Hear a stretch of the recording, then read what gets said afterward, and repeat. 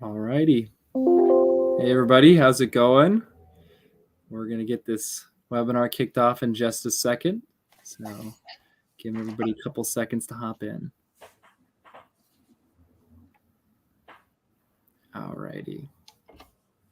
Let's get this kicked off. All righty. We're going to be going over Microsoft security and the Zero Trust framework, how to modernize security operations and infrastructure. Okay. So today, my name's Matt Lilly. I'm a cloud engineer here at Aegis Innovators, and joining me today is the president of Aegis Innovators, Reza Palizban. Hello, everyone. Thanks for having us. Yeah. Okay. So let's see. Okay. Who is Aegis Innovators? We're a boutique IT consultancy specializing in zero trust and modern workplace deployments in the Microsoft 365 and Azure cloud. We're directly managed and trained by Microsoft for zero trust. We're also CSP and Microsoft licensing experts, and we're award winners for collaborating with other IT professionals.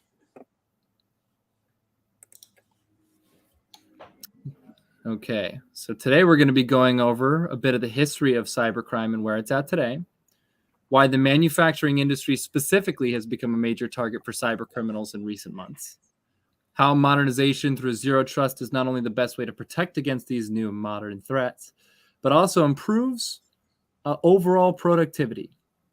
And today we're going to be demonstrating the passwordless authentication options that Microsoft provides.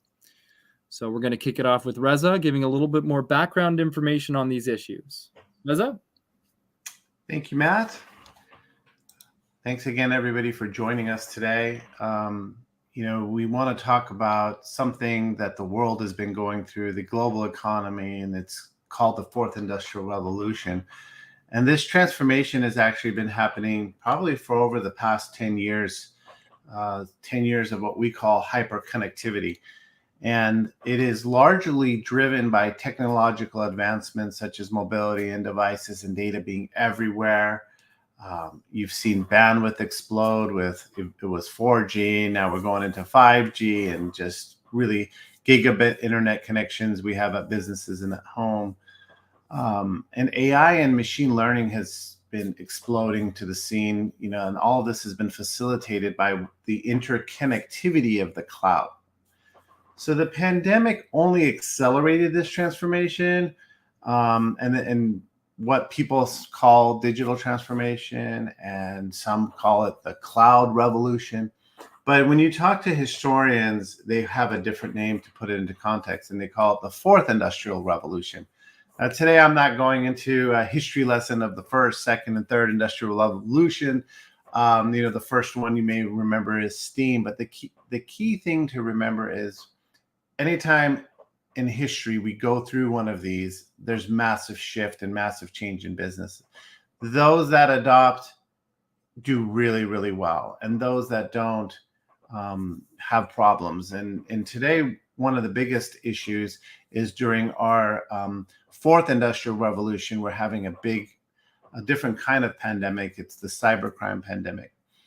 So with this huge opportunity, there's a lot of peril. Now, when I say huge opportunity, right now, global GDP is exploding. And part of the reason it's exploding is because of the amazing technologies that we have in the cloud and the efficiencies that we're able to get. And this huge population growth that the world is going through, there's constant demand, and you see the pressures on our supply chain that are happening. The pandemic happening kind of threw things into a spin, and businesses had to figure out how to operate in different ways. Just to stay operational, we opened ourselves up to a lot of risk. And so what we've seen is a larger organization larger organizations, the enterprises, the Fortune 500s, they've been really aggressive in investing in the technologies, and they've been profiting the most in terms of what the fourth industrial revolution has. And so you're seeing this divide.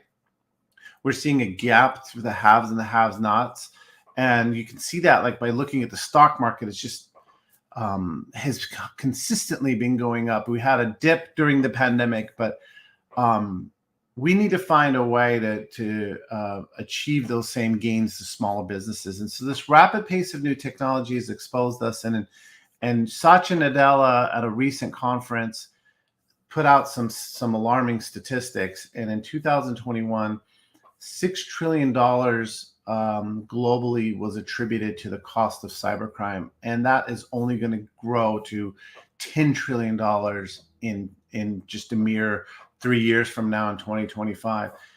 And that's going to represent 10% of global GDP. Back in 2015, cybercrime was less than 0.5% of GDP.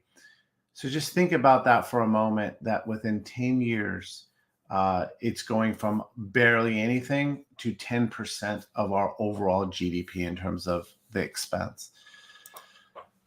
So digital transformation is the key for businesses to survive this transformation, and to not only survive, but to thrive. And so investing in newer technologies is a must. You have to keep up, and you have to get ahead of the competition. You have to get ahead in business. So if you're not adopting cloud technologies, you will eventually be left behind. A huge part of digital transformation is understanding how to protect yourself in this world, a world of hyperconnectivity. And Zero Trust is that framework. It is a modern cybersecurity architecture that protects your business no matter where your people and where your data are. Okay, no matter where your people and no matter where your data are.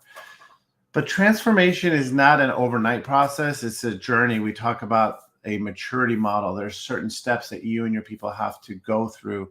There has to be adoption. There has to be learning of these new technologies to be able to thrive and succeed in it. And it's just, there's no magic bullet. There's no wand to just quickly make that happen. So businesses can really benefit from a plan, a roadmap. You may need guides and consultants to take you through that journey. And we're going to talk a little bit about that. And specifically today, one of our topics is manufacturing. I want to turn it over to Matt here to just talk a little bit about why manufacturers are specifically targeted. Matt? Thanks, Reza.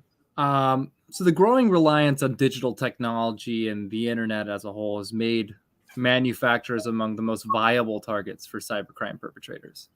And it's for a number of reasons.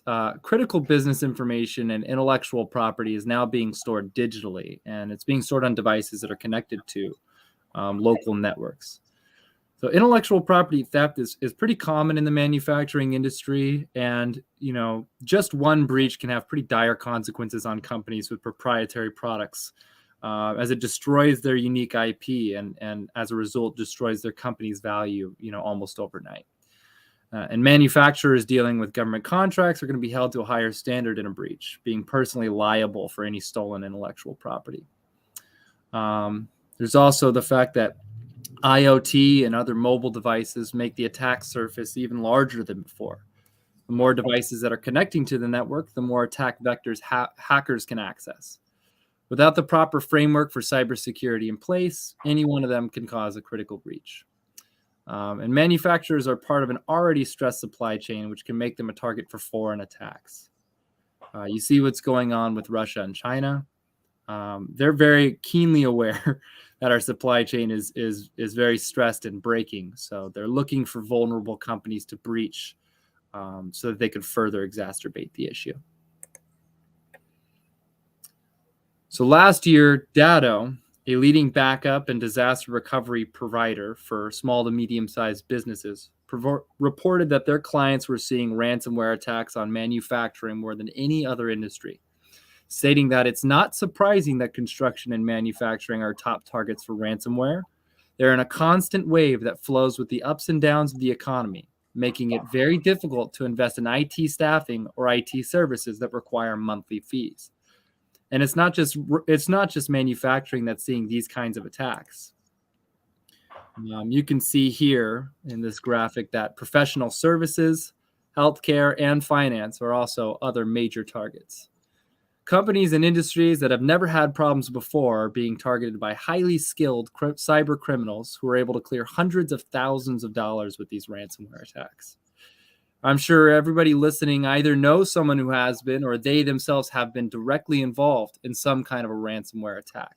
So at this point, it's not a matter of if you're going to be targeted, it's a matter of when and being prepared for that eventuality. And the problem is only getting worse. As Reza mentioned before, cybercrime costed the world $6 trillion last year, and it's expected to rise to $10.5 trillion by 2025. And just last year, the average ransomware demand was $500,000. And you can see here, from the numbers here, that companies that aren't prepared for this eventuality are actually forced to pay these demands. And of those costly breaches, 95% of them were made possible through human error. The current cybersecurity systems that rely on trust and passwords are all doomed to eventually fail, as even the most technically savvy users will eventually make mistakes. So let me give you a specific example of a recent attack. FACC is an aircraft manufacturer and supplier with some of the company's clients, including Airbus and Boeing. In early 2016, hackers posing as the CEO of FACC managed to steal approximately $54 million via spoofed email exchange. How much? $54 million. Wow, how much? Yeah, $54 million. I know That's it's a hard lot. to believe, but these attacks can spiral out of control pretty quickly. So because they were able to trick the CEO into giving them his password through a phishing attack known as a whaling attack, they were able to clear millions of dollars before the company could react. This particular attack is now known as the fake president incident and resulted in the termination of their then CEO, Walter Stefan. So Reza, why don't you go into a little bit more detail as to why this is specifically happening to manufacturers? Yeah, thank you, Matt. Manufacturing industry as a whole has continued to rely on older frameworks and technologies, and that's made them easier targets. They haven't been able to evolve as faster as some of the other industries that you had on the previous slide. And so by investing in newer technologies, the goal is to make it more difficult for the bad guys. Then, there's the quote that you had up earlier, where it was described as manufacturers are not used to recurring revenue models, whereas a lot of the service-based industries in the world are on these recurring revenue models, and they're continuously investing in technologies. Sometimes just by the nature of the ebbs and flows of business, manufacturers, construction companies, they've been more conservative, and they only invest in IT when it's critical, when they believe it's critical for the operations, for the things to get the business done, not so much for the defense of the business. So these traditional protections that have been in place, the thought process is, well, we're doing all the things we're supposed to be doing. But what's happened over the past 10 years is things have evolved, and they need newer protections and newer technologies. And that's why we're here and what we're talking about today. And so the newer way of protecting a business is this zero trust. And we call it a modern and more holistic approach to cybersecurity. And the idea is that we need to embrace the way people like to use technology today. Okay, people like to use different devices. They like to use different applications. They're working in multiple different locations. And we need to embrace the way that they work. They're not just only working within the traditional firewall behind that, what we thought was a safe zone, where they're protected by, just a facility per se. So now we have to adopt the use of the cloud to get forward. And that's where all of the major software developers like Microsoft and Google and Salesforce and if you look at where all the R&D is going, it's going into cloud. And so if you have an infrastructure that's reliant on technologies that are protecting the on-premises, that's slowly going away. It's being stagnant. So zero trust framework is the way to go. And Microsoft has a security vision that's really important, and it's part of our particular expertise. And so today's work is distributed. Okay, as I mentioned earlier, people like to work in a mix of location. The tools that they're using are different. They might be using a mobile device, a mobile phone, could be a tablet or iPad. They could be using a laptop, a desktop. They're on so many different devices. And they're also in so many different locations. And the pandemic forced a lot of people to work from home for a while. And so that modern way of working also create a wider, more distributed attack surface. So the more different ways we work, the more ways that we're exposing ourselves to risk. And so that is what we're dealing with today. And what we need is a tool that will protect the evolving security perimeter. As I mentioned earlier, we don't no longer just operating in a LAN. Okay, that LAN was that trusted environment, a place where you felt safe.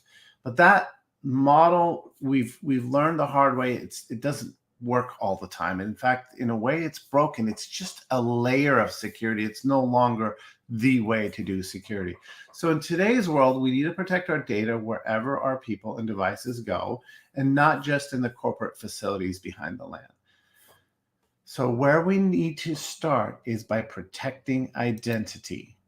Okay, and so I'm going to go back and just talk a little bit about the history of modern security parameters. Everybody kind of knows about the physical, the castle and the moat way of protecting a business, or even a kingdom. And these physical perimeters were to protect physical assets using walls, and modern days, we're talking about cameras and guards. Okay, but as computers came about and we started to network them to get together, we saw a different type of risk that started to happen. So we started protecting the network and the local area network. But now, as we progress beyond the corporate controlled networks, and in this span that we call the internet, and the modern internet is much faster version, which allows people to basically work from anywhere. We now need a new type of security perimeter, and the common controls we have available are all based on identity and access, authentication, and authorization controls. So let's take a look at a few of the business strategies you should explore in protecting identity. So Zero Trust, this framework we talked about, it's founded on three principles, new principles: verify explicitly, use least privileged access, and assume breach. Now, Zero Trust is a thing that's been around since 2009. It's actually a little bit before that, but this was when Forrester, a third-party research firm, coined the term. And Microsoft started adopting that technology and basically configuring it to work with Office 365 over the last 5 years. And this modern framework, if you think about it, verify explicitly in a traditional LAN. If you log in using a successful username and password, it was assumed that that was a safe login. But with Zero Trust, we're moving away from that kind of trust assumption to explicit verification. So every time there's a login attempt, it gets treated as being something suspicious. And we're going to only allow things to authenticate or get authorized based on various data points, but it starts with identity, where your location is, the health of your device, the service or workload, data classification, and other anomalies. So these things go into an intelligent system to even let somebody access the corporate resources. The next one is use least privileged access. Now, organizations should adopt a policy-based least privileged access model, but by limiting user access to just in time or just enough access. They call that JIT or GIA. It protects both data and productivity. The idea here is that you can limit the blast radius if a user gets compromised, limiting the hacker to what they can steal. we are moving away from that traditional model that everyone in the organization has access to all the folders on the file server, as one example. Now, assume breach. We should all assume that every element of our systems can be breached at any given point in time. And by doing this, the idea is to minimize the blast radius for breaches and employ a security strategy to prevent lateral movement. So when somebody gets into one device and it's going into other devices, and it's going maybe from a PC to a server. The Microsoft Zero Trust model is going to provide rich data and telemetry in a way that can notify on high-risk activity automatically. And it can also perform various actions automatically and intelligently that we'll review in a couple of slides from now. So what are some of the specific strategies that go along with these principles? Let me explain to you shortly. Excuse me, I'm actually going to talk to you about, before we get into the strategies, I'm going to talk to you about the actual framework of Zero Trust. Okay, so the framework of Zero Trust, you can see those three principles there. Okay, verify explicitly, use least privilege access, and assume breach. And what we have to the left are everything is based off of identities and endpoints. Okay, endpoints are devices, and identities are people's access to those devices, to the data on those devices, and the data that's in the cloud. Okay, and so in the middle, you have security policy enforcement. So our security hardening policies, you may have heard of things such as GPOs that were done on premises before, now can be deployed in the cloud. And it's helping us control data, applications, infrastructure, our network, and it's providing much richer visibility. There's analytics involved, so we can see the telemetry and all the different threats that are in the environment. And we have automation that helps with alerting different people, alerting your IT provider, and also to be able to remediate when there's certain set of threats that are in your environment to stop that breach from going any further. So that's the sophistication of what Zero Trust allows. So here we are to the strategies. I was going a little bit ahead of myself earlier. What are some of the strategies that we can to secure a distributed workforce based off of the Zero Trust concepts? The first one is, and we said everything starts with identity, right? It's with strong authentication methods. Every business, for example, should have MFA, multi-factor authentication. A little bit later in our demo, we're gonna in today's webinar, we're gonna do a demo, and we're gonna show that not all MFA is created equal. Okay, you need to consider adopting the most effective and efficient forms of MFA as one example of what we mean by strong authentication. Now, the next strategy is only allowing compliant and trusted devices to access resources. Imagine that if a device does not have certain configurations and protections, it won't be allowed onto a network or to access resources. So if somebody's identity were to get stolen, let's say from a foreign country, this helps protect, limiting a hacker's ability to cause damage, because they won't even be able to really get access to the vital resources inside the network by following a compliant, trusted device process. Configuring the next strategy would be configuring adaptive access policies based on context and risk assessment. One of the worst things that can happen to an organization is that people that have access to important IP, financial information, various trade secrets, and especially the people who have the keys to the kingdom, like people in IT, getting hacked. Okay, and having adaptive access policies is really key.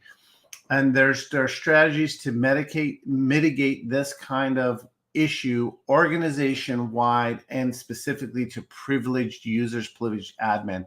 And later on, we have the ability to meet with us and have a private security briefing. We can go much deeper into how these adaptive policies are configured. Protecting resources on an ongoing basis with identity and access lifecycle management is also another strategy that we can talk about. So Azure AD and Microsoft Endpoint Manager are two of the tools that can help within the Zero Trust framework with these strategies that help bring you to a more secure distributed workforce.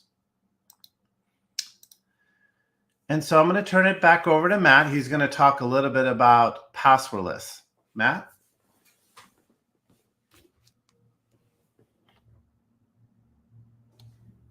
Okay.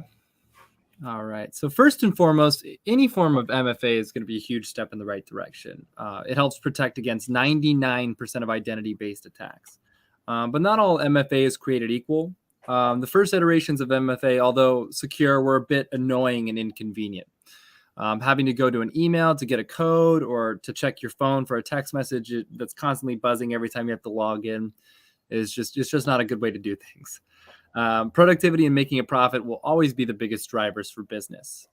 So when security gets in the way, people get frustrated. Your customers may also get frustrated too. The beauty of passwordless is that it's the most secure form of MFA, and it is highly convenient. We'll show you that in a demo shortly. Microsoft's on a mission to get every authentication attempt to be passwordless. This will happen eventually, so as a manufacturer, you may as well be an early adopter. So let's see. So I'll show you, there are a few forms of MFA here. Windows Hello is a great example, but not all devices are Hello capable. So that would be some of the built-in authentication methods to laptops and stored specifically on the laptop itself. And it could be Windows Hello where it recognizes your face or a PIN to enter, but it's a little bit difficult. It's not as widely recommended because it's hard to manage centrally. So it's better for home users and less for organizations. The Authenticator app is also another quite a popular version of passwordless, and it would basically send you a notification to your phone where you'd respond to it, enter the number that's displayed. But we also have the option to go passwordless with the YubiKey, which I'll be demonstrating right now. So let me see. Okay. So right here is the YubiKey, and this is the preferred method for Aegis Innovators to go passwordless. And right here is the YubiKey. So this is where all of our digital passwords are stored. And I'll show you how this works here. You can see on the screen. So I've got a sign-in window here. And this is typically where you'd want to enter your username and then your password, and then it would send you possibly a text message to your phone where you have to type in a code, which, you know, is quite a process. Or with this authentication option with FIDO and the YubiKey, we don't even have to type anything in. All we do is we just go straight to the sign-in options you can see here. And then we'd sign in with a Windows Hello or security key. And then I'm going to choose the option for security key here. And so here I'm going to plug in the USB to my USB port. And so there's a PIN that's stored on this specific device that the user would set. So I'm going to go ahead and enter my PIN in. And once I enter that in, it's going to ask for physical touch to confirm that it's an actual human trying to access. So I'll go ahead and touch the key. And then from there, I have my list of accounts here. And that's all I'd need to do. Pick the account.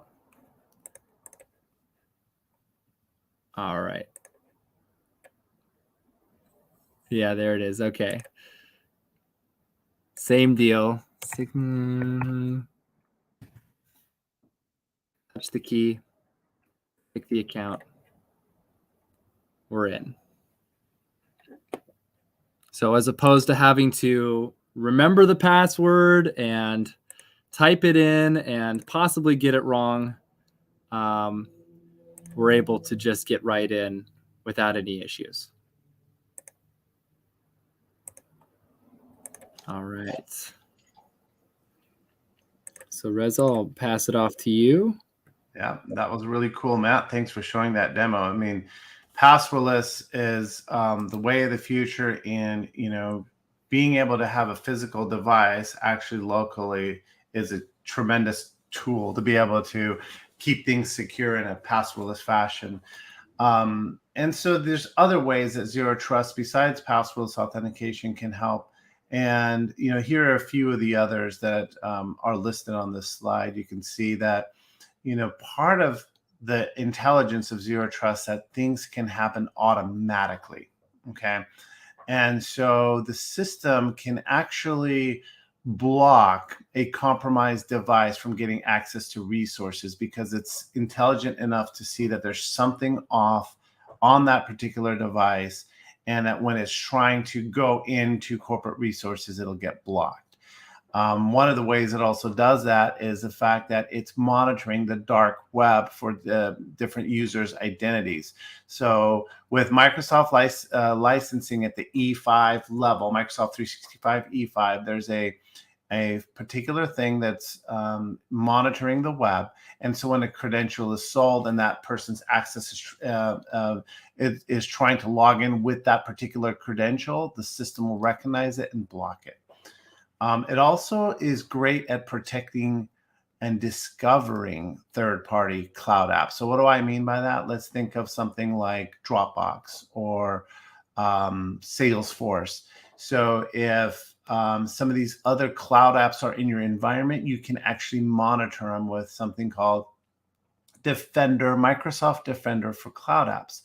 But there's also another problem that happens in businesses, and that's called shadow IT. That's when people within your organization, we talked about the modern worker wanting to use a lot of different applications. They might go out and start using applications and bring vulnerabilities. I'm talking about third-party cloud applications specifically, and bring vulnerabilities inside your network. With Zero Trust Framework, you're able to actually run a scan and discover all the different applications that are being used within your corporate environment, and to be able to see if any of your data is being exfiltrated using those different cloud apps. So we can protect your devices from leaving into non-compliant applications. And we talked about it earlier. We can discover, restrict, and monitor privileged identities and access, and we can do it in a way where it's automated, and we can automatically protect different ways that people are accessing data. And as Matt just showed, we can even bring in a form of biometric, either through a YubiKey or an actual device.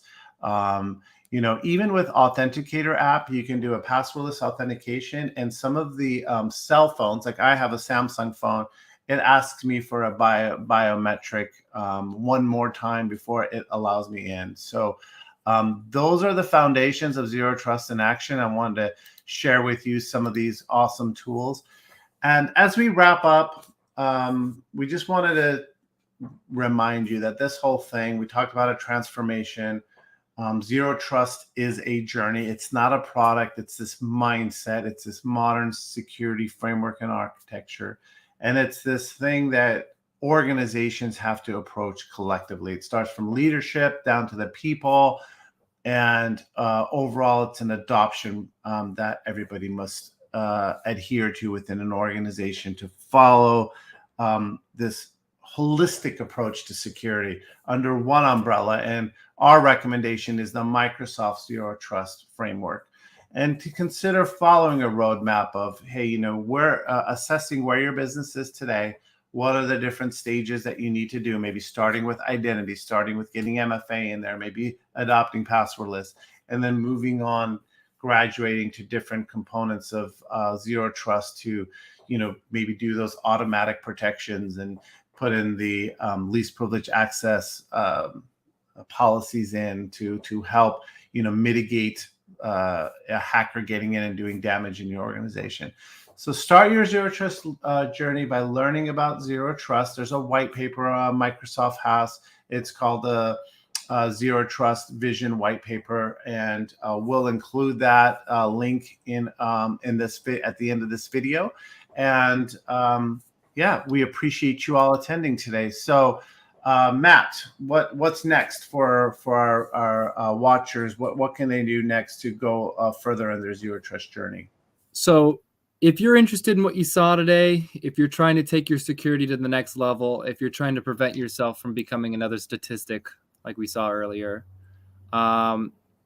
we can set up a security briefing directly with us if you want to see what deploying zero trust would look like in your environment. So if you're ready for that next step, let's schedule a security briefing for your company today. Awesome. Okay, so we're going to open up the floor to some questions. Let's see if we have any questions here. We don't.